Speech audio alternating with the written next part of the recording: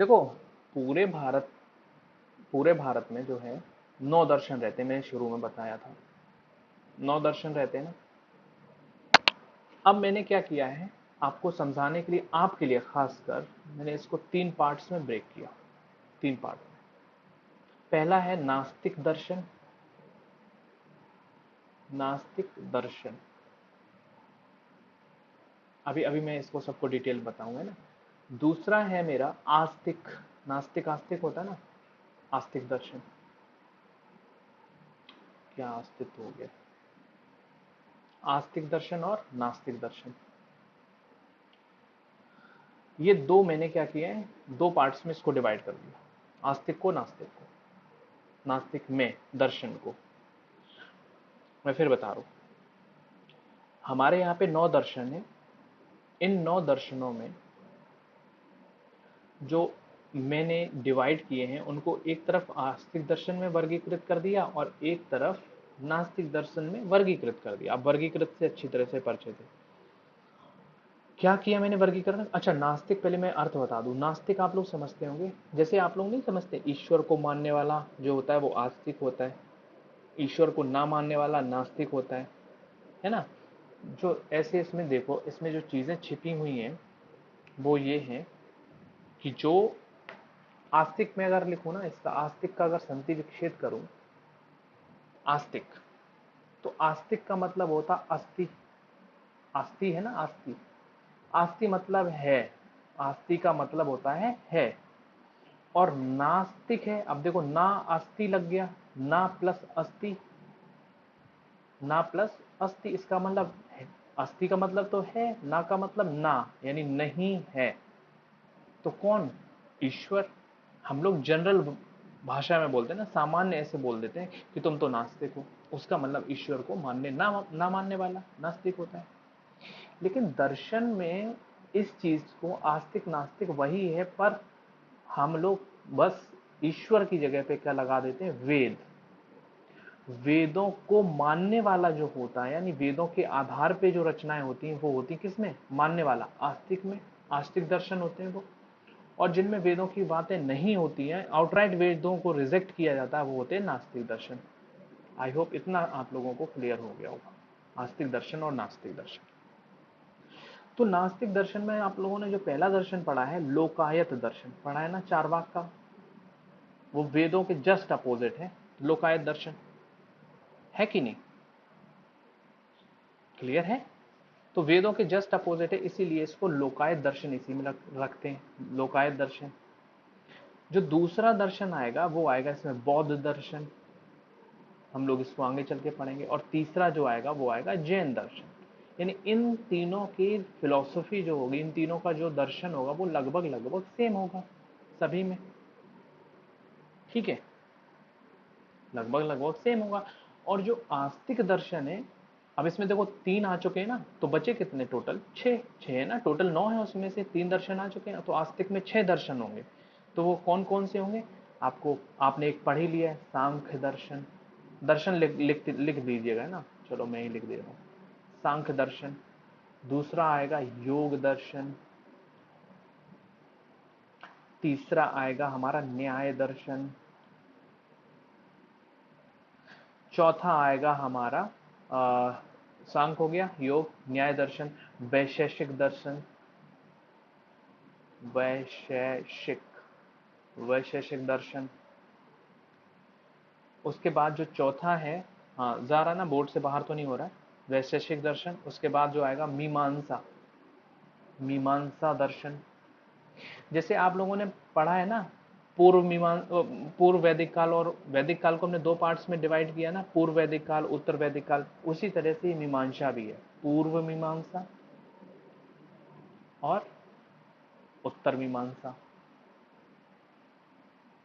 ठीक है। और जो अंतिम आता है वो आता है वेदांत, वेदांत दर्शन, ठीक है, वेदांत दर्शन। फिर मैंने इस वेदांत दर्शन को, ये वेदांत दर्शन अभी का नहीं है, ये वेदांत दर्शन आएगा जब हम लोग भक्ति काल पढ़ते हैं, उसमें आता है वेदांत दर्शन, भक्ति काल में, ठीक है। अगर मैं चाहूं, चाहूं क्या, मुझे करना भी चाहिए इस वेदांत दर्शन को, आप लोगों को ये बना लेना सिनेरियो है ना, अब वेदांत दर्शन को मैं खोल रहा हूं। वेदांत दर्शन, अब देखो आप लोग, वेदांत दर्शन जो है ये भी जो है तीन पार्ट्स में ब्रेक होता है, तीन पार्ट्स में टूटता है। एक टूटता है अद्वैत सिद्धांत में, अद्वैत सिद्धांत। दूसरा टूटेगा हमारा वैष्णव वेदांत में, वैष्णव वेदांत। और यही आगे तीसरे पार्ट में टूटेगा नव्य वेदांत। नव्य मतलब नया, नया वेदांत। तो ये तीन पार्ट्स में ब्रेक होता है वेदांत दर्शन। ठीक है, अद्वैत सिद्धांत इसके प्रतिपादक कौन रहे हैं तो आपको पता चलेगा, इसके प्रतिपादक शंकराचार्य रहे। आदि गुरु शंकराचार्य नाम ने आपने सुना होगा, शंकराचार्य। ये पूरी थ्योरी है और ये हम लोग मध्यकाल के अराउंड में हम लोग इसको पढ़ते हैं। ठीक है, मध्यकाल में ये सब आते हैं। और ये नव्य जो वेदांत है ये आधुनिक काल का है ना। ये मध्यकाल में आपके अद्वैत सिद्धांत और वैष्णव वेदांत। वैष्णव वेदांत में आपको पता चलेगा कौन कौन से आते हैं। रामानुजाचार्य, रामानुजाचार्य, ये आचार्य की परंपरा चलती है। यहाँ से शंकर है, शंकर क्या है, आचार्य है, तो शंकराचार्य। रामानुज, रामानुज आचार्य है तो रामानुजाचार्य। वैसे ही आगे आते हैं वल्लभ, इसी में आचार्य लगा दो तो वल्लभाचार्य हो गए। उसी के बाद जो आगे आते हैं इसी में वो आते हैं मध्व, मध्व आते हैं, लेकिन उसमें हम लोग आचार्य की श्रेणी चल रही तो सब में आचार्य लगेगा, मध्वाचार्य। निम्बक, निम्बक, निम्बकाचार्य। ठीक है, और जो अंतिम है वो है चैतन्य महाप्रभु। ये वेदांत वैष्णव दर्शन के हैं, वैष्णव दर्शन इसमें मुझे मिलता है, चैतन्य महाप्रभु। ठीक है, तो ये सारी चीजें हम लोग देखते हैं। जैसे यहाँ पे अद्वैत है ना, वैसे ही ये यहाँ पे जो जो रामानुजाचार्य है इनका विशिष्टता द्वैत होता है। ये हम लोग आगे चल के इसको डिटेल में देखेंगे, अभी मुझे हमने मोटा मोटा बता दिया। और वैसे भी जो वेदांत दर्शन है ये तो आपका मध्यकाल का है, भक्ति काल। मध्यकाल का मतलब भक्ति काल, जिसमें आप कबीर वगैरह इनके पैरेलल कबीर चल रहे होंगे। ये देखो यहाँ पे ईश्वर की बात है ना, वैष्णव, और जो ईश्वर को खारिज करेंगे वो कबीर परंपरा चलेगी, कबीर हैं। उसी में आपके सिख के जो वो गुरु हैं, है ना, वो सारी चीजें इसमें हम लोग पढ़ेंगे तब। तो मैंने अभी मोटा मोटा आपको बता दिया है, इसको दिमाग में रखने के लिए। टोटल 9 दर्शन है। 9 दर्शन में आस्तिक दर्शन और नास्तिक दर्शन दो हमने इनके कॉलम बनाए। कॉलम का मतलब दो वर्गीकरण किए। एक वर्ग में हमने नास्तिक दर्शन रखा, दूसरे वर्ग में हमने आस्तिक दर्शन रखा। नास्तिक दर्शन में हमने लोकायत दर्शन, इसको तो हमने पढ़ ही लिया है। बौद्ध दर्शन और जैन दर्शन, ये हम लोग आगे चलेंगे जब बौद्ध जैन आएगा तब।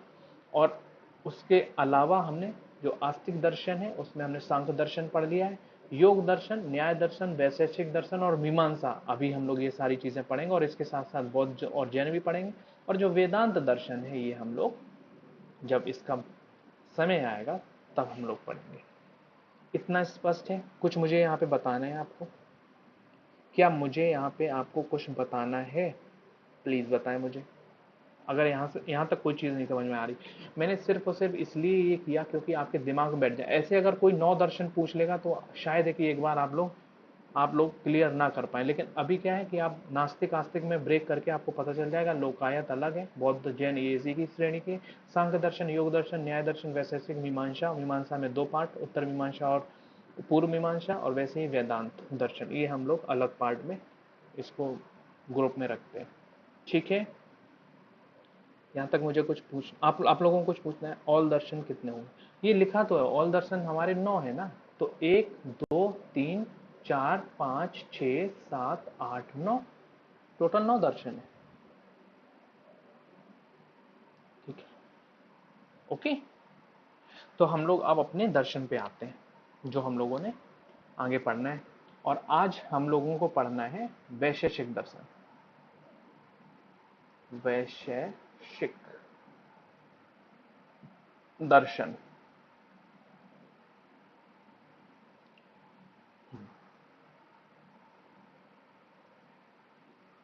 अच्छा, यहाँ पे देखो, इससे पीछे जो हम लोगों ने पढ़ा था वो पढ़ा था सांख्य दर्शन। और सांख्य दर्शन के जो प्रणेता रहे हैं, हाँ, आपने ये कहा था कि भारत के हैं 9, मैंने समझा और भी नहीं नहीं नहीं, भारत के 9 हैं, मतलब भारतीय दर्शन में, टोटल भारतीय दर्शन जो है उनमें 9 दर्शन आते हैं।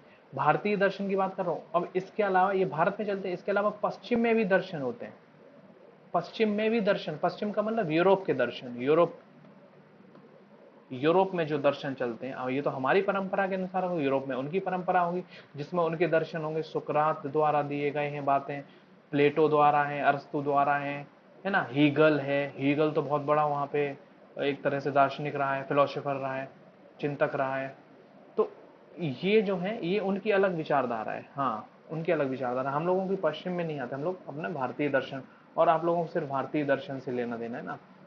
बताओ तो मैं पश्चिम भी थोड़ी बहुत आप लोगों को जानकारी उसकी दे दूंगा, वैसे कुछ है नहीं उसमें, लेकिन आप कंपैरिजन सीख जाएंगे, उससे तुलना करना सीख जाएंगे कि भारत ने ये कहा, भारतीय दर्शन में ये चीजें हैं, पश्चिमी दर्शन में ये चीजें हैं, है ना। अगर मजा आता है दर्शन में देन वे, तो हम लोग सबसे पहले इसकी बात कर लेते हैं, ठीक है। वैशेषिक दर्शन, सांख्य दर्शन की हम लोगों ने बात की थी, उसके प्रणेता थे कौन? कपिल मुनि, सांख्य दर्शन के। और उससे पहले जो हमने पहला दर्शन पढ़ा, अच्छा जो दर्शनों की शुरुआत होती ना, अगर मैं कहूं सबसे पहला दर्शन कौन है, तो सबसे पहला दर्शन जो है वो सांख्य दर्शन है, ठीक है। सबसे पहला दर्शन जो है वो सांख्य दर्शन है, और इसके प्रणेता कपिल मुनि रहे हैं। इससे पीछे हम लोग पढ़ चुके हैं। और उससे पहले जो हमने पढ़ा था चार लोकायत दर्शन, उसके प्रणेता चारवाक रहे हैं, ठीक है। वो सब स्पष्ट हो चुका है, वो सब क्लियर भी हो चुका है, बता भी चुके हैं। अब हम लोग चलते हैं वैशेषिक दर्शन पे। क्या होता है वैशेषिक? स्टार्ट करें क्या? उलझे तो नहीं? उलझे तो नहीं कहीं? एक सेकेंड।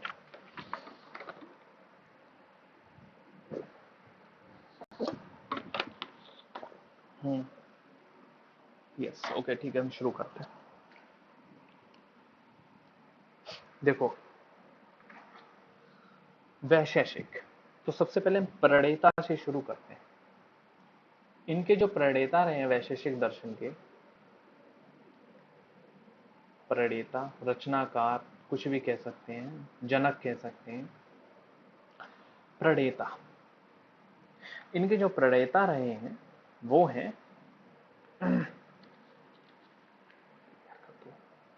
हाँ, इनके जो प्रणेता रहे हैं वो हैं ऋषि कणाद, कणाद, ऋषि कणाद। देखो इनके नाम में ही दर्शन है पूरा, कणाद। कणाद जो है ये कण शब्द से बना है, किस शब्द से बना है? कण से। ध्यान देते जाइए, बाद में लिखिएगा, है ना। प्लीज नोट बाद में करिएगा, एक बार समझ लेंगे, आप लोगों को समझ में आ जाएगा तो फिर नोट करने की इतनी जरूरत नहीं रहेगी, वो समझ में नहीं आएगा तो नोट ही करते रहेंगे फिर। तो कणाद, कण का मतलब होता है परमाणु। परमाणु सबसे छोटा कण, बहुत ही सूक्ष्मतम कण, बहुत ही सूक्ष्मतम कण। और ये जो परमाणु होता है, आपको पता है ये क्या है? अनश्वर है। अनश्वर का मतलब, अनश्वर का मतलब जिसे नष्ट ना किया जा सके, जिसे नष्ट ना किया जा सके, या अविभाजित है, इसे विभाजित नहीं किया जा सकता। इतना छोटा विभाजित कर करके इतना छोटा कर दिया कि अब उसे और विभाजित नहीं किया जा सकता, उसी को परमाणु कहते हैं, ठीक है। अनश्वर मतलब जिसे नष्ट नहीं, अब सीधी सी बात है, जिसे विभाजित नहीं किया जा सकता उसे नष्ट भी तो नहीं किया जा सकेगा। किया जा सकेगा? नहीं किया जा सकेगा, ठीक है।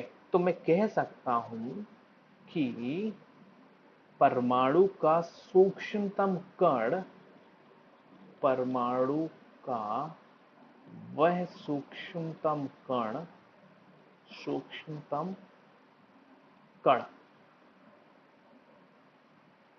पदार्थ का, परमाणु का लिख गया, पदार्थ का वह सूक्ष्मतम कण, किसी भी पदार्थ का वह सूक्ष्मतम कण, जिससे क्या होता है? जिससे सृष्टि का निर्माण हुआ। इस परमाणु से क्या हुआ? सृष्टि का निर्माण हुआ। और वो आपको पता है वो कण कैसा है, वो परमाणु कैसा है? वो परमाणु अब उसको नष्ट नहीं किया जा सकता और उसे और विभाजित नहीं किया जा सकता, ठीक है। और सांख्य दर्शन में आपने देखा था, सांख्य दर्शन में आपने देखा है कि जो प्रकृति है या जो सृष्टि है उसका निर्माण किससे हुआ था? उसका निर्माण पदार्थ से हुआ था, कोई पदार्थ, लेकिन यहां पदार्थ का कण है, वही सूक्ष्मतम कण पदार्थ का, यहाँ पे परमाणु, पदार्थ जो है वो उसका क्या है, परमाणु हो गया, परमाणु से सृष्टि का निर्माण हुआ है। ठीक है, तो कणाद के हिसाब से जो कण है, जो परमाणु है, वो कौन कौन से हैं, जो अनश्वर है, वो मूल तत्व, मूल तत्व मतलब बेसिक, जो सबसे इंपॉर्टेंट, जो पहले, बिल्कुल सबसे पहले तत्व जो है, जो कण हैं, उनका उन्होंने नाम बताया, पृथ्वी, जल, वायु, अग्नि। ये मूल कण उन्होंने बताया। ये क्या है, ये मूल कण है। और इनके, इन सभी कणों के अलग अलग अनुपात से, अलग अलग अनुपात से, इन्हीं कणों के, ठीक है, अलग अलग अनुपात से, हमने अलग अलग अनुपात लिए, उनसे क्या बनाया, उनसे हमने वस्तुएं बनाई, और उन वस्तुओं से किसका निर्माण हुआ, वस्तुएं, वस्तुएं, अलग अलग वस्तुएं मिला के सृष्टि बन गई, सृष्टि का निर्माण हो गया। ठीक है, सृष्टि का निर्माण हो गया। अब हम कह सकते हैं कि जो वस्तुएं हैं, इनका विनाश हो सकता है। जी हाँ, बिल्कुल, इनका विनाश हो सकता है, लेकिन इन मूल कणों का विनाश नहीं हो सकता। जैसे कि ऊपर लिख चुके हैं, ये मूल कण कैसे हैं, ये अनश्वर हैं और अविभाजित हैं। भाई वस्तुएं तो नष्ट हो सकती, क्यों, ये तो, जैसे मान लो ये मैंने एक छोटा सा मूल कण मान लिया, अब इससे जो है बहुत सारे कण मिला मिला के अलग अलग अनुपात में एक वस्तु बना दी। अब वस्तु को तो हम डिवाइड कर सकते हैं ना, इसको तो हम नष्ट कर सकते हैं, लेकिन मूल कण नष्ट नहीं होगा हमारा। एग्जाम्पल उन्होंने दिया, उदाहरण से समझे, और ये उन्हीं का उदाहरण है। उन्होंने उदाहरण दिया कि जो मेरे मूल कण है, पृथ्वी है, जल है, वायु है, अग्नि। अभी यहाँ पे पांचवा कण नहीं आया है, आप लोगों को पता होगा हमारा शरीर जो है वो पंच तत्व से मिलकर बना है, आकाश और उसमें शामिल है, इस यहाँ तक आकाश नहीं आया। ठीक है, तो ये क्या है कि इन सभी से उन्होंने कहा कि ये जो चारों तत्व हैं, इनसे मिलकर मान लो घड़ा बना है। पहले यही सब होते होंगे, घड़ा वड़ा, इन्हीं को एग्जाम्पल दिए तभी उन्होंने। तो जो घड़ा है, घड़ा बना इन तीनों चीजों से मिला के। भाई पृथ्वी मतलब मिट्टी ले ली, मिट्टी को फिर जो है उसमें पानी मिलाया और हवा में सुखाया, अग्नि से तपाया, तो उन्होंने उससे क्या बन गया, एक घड़ा बना दिया। अब इस घड़े के हम क्या कर सकते हैं, हजारों टुकड़े कर सकते हैं, कर सकते हैं, बिल्कुल कर सकते हैं। अब वस्तु बन गई ना, वस्तु के हम टुकड़े कर सकते हैं। ठीक है, लेकिन जो इस वस्तु में ये चीजें जो शामिल है, मूल कण, क्या इनके टुकड़े कर सकते हैं, नहीं कर सकते। वही उन्होंने कहा कि जो ये पृथ्वी है, ये जो सृष्टि है, उसमें जो मूल कण हैं जिनसे सृष्टि का निर्माण हुआ, वो क्या है, अनश्वर है, अविभाजित है। देख रहे हो ना, यहाँ पे क्या है, घड़े के तो टुकड़े हो सकते हैं, वस्तु के टुकड़े तो कर सकते हैं, पर हम इन कणों को अलग नहीं कर सकते, तोड़ नहीं सकते, क्योंकि ये क्या है, ये परमाणु है, मूल कण है, ये मूल कण, मूल कण। क्लियर। अब ऋषि कणाद क्या कहते हैं, कणाद ने कहा है कि जो संसार है ना, संसार, अब बताओ, ये संसार का निर्माण किससे, इन्होंने ब्रह्म से बताया होगा, ब्रह्म मतलब ईश्वर, ईश्वर से बताया इन्होंने, नहीं बताया, किससे बताया है, मूल कणों से। संसार का निर्माण जो है वो ब्रह्म ने नहीं किया है, ईश्वर ने नहीं किया है, किसने किया, मूल कण। मूल कण को ही हम कह सकते हैं शाश्वत, शाश्वत मतलब वही अनस्वर और अविभाजित, उसी को हम शाश्वत कह सकते हैं, शाश्वत परमाणु, इसने किया है, मूल कणों ने। इनमें क्या होती है, इनमें गतिशीलता होती है, इन कणों में गतिशीलता होती है। गतिशीलता का मतलब ये कि इनमें आपस में जो कण है ना, मैं कण इधर लिख दे रहा हूं, मूल कण जो है हमारे पृथ्वी, जल, पानी, पानी तो हो गया सॉरी, जल और मेरा अग्नि और वायु, तो ये मूल कण, इनमें गतिशीलता होती है, और आपस में ये गतिशीलता कैसी, गतिशीलता ऐसी कि इनमें एक दूसरे से मिलने का गुण होता है, एक दूसरे से मिलने का गुण होता है। ये एक दूसरे आपस में अलग अलग अनुपातों में मिलेंगे तो अलग अलग वस्तुएं बनेंगी। तो एक दूसरे से मिलने का गुण होता तो परिणामता क्या होगा, परिणाम क्या होगा, एक दूसरे से मिलकर क्या बना देंगे, तो एक दूसरे से मिलकर ये नए पदार्थ का निर्माण करेंगे। भाई घड़े का निर्माण हुआ ना, अलग अलग कण मिलके पदार्थ, नए पदार्थ का निर्माण हुआ। और इन पदार्थों से क्या हुआ, इस ब्रह्मांड का निर्माण हुआ, ब्रह्मांड का निर्माण हुआ। Clear, clear. अच्छा, आप लोग अगर शुरू से जुड़े होंगे तो आपको पता होगा, मैंने शुरू में बताया था एक छोटा सा कण है, जो थ्योरी दी थी किसने, लाप्लास के बाद जो आया था एक वैज्ञानिक, नाम बता सकते हैं आप, मैंने इतना हिंट कर दिया है। Big bang, big bang theory आई थी, वो किसने दी थी, चलो तब तक मैं बता रहा हूं। बिग बैंग थ्योरी में आपने देखो एक छोटा सा कण था, उस छोटे से कण से पूरे ब्रह्मांड का निर्माण हुआ। तो ये बात तो कणाद ने बहुत पहले ही कह दी थी, बहुत पहले ही ये बात कह दी थी, और वैज्ञानिकों ने इस सिद्धांत को सिद्ध कर पाया 1920 के बाद, 1920 के बाद इसको सिद्ध कर पाया। मैं नाम पूछ रहा हूं, मैं नाम नहीं बता रहा हूं, नाम आप लोग बताएं। ये थ्योरी किसने दी थी, बिग बैंग वाली। तो हम देख सकते हैं कि हमारा दर्शन कितना आगे का दर्शन है। बस बात यह है कि इन्होंने जो है इसको जो है तर्कों पर प्रूफ कर दिया, तर्क दे दे के प्रूफ कर दिया, और उन्होंने इसको प्रैक्टिकल कर दिया। बस फर्क इतना ही है। आप लोग देख रहे हैं ना, उन्होंने बता दिया ना कि छोटे से जो एक कण है, मूल कण, इससे मिलकर जो है नए पदार्थ बने, और उन्होंने जो है ब्रह्मांड का निर्माण कर दिया। और इन्होंने क्या कहा, और इन्होंने बताया कि चाहे आत्मा हो, चाहे आत्मा हो या चेतना, चेतना मतलब जिसमें जान होती है, जिसमें जान का मतलब जिसमें, हाँ, जिसमें जान होती है, ठीक है, सजीव, सजीव कह सकते हैं इसे, सजीव जो वस्तुएं होती हैं, चाहे आत्मा हो या चेतना, इनका जो निर्माण है ये मूलतः क्या है, ये मूलतः पदार्थ हैं। और आपको पता है ये पदार्थ किससे मिलके बनते हैं, ये मिलके बनते हैं मूल कणों से। और मूल कण आपको पता ही है, पृथ्वी, जल, वायु, अग्नि, ठीक है। तो उसी से मिलकर ये जो है आत्मा या चेतना का निर्माण हुआ है। क्लियर।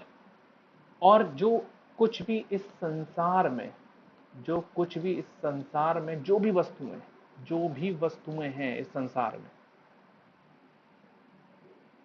हम उनके यथार्थ को, यथार्थ मतलब कि वो चीजें हैं, इसको हम किसके द्वारा महसूस कर सकते हैं, इसको हम अनुभव के द्वारा महसूस कर सकते हैं। क्लियर। तो ये उन्होंने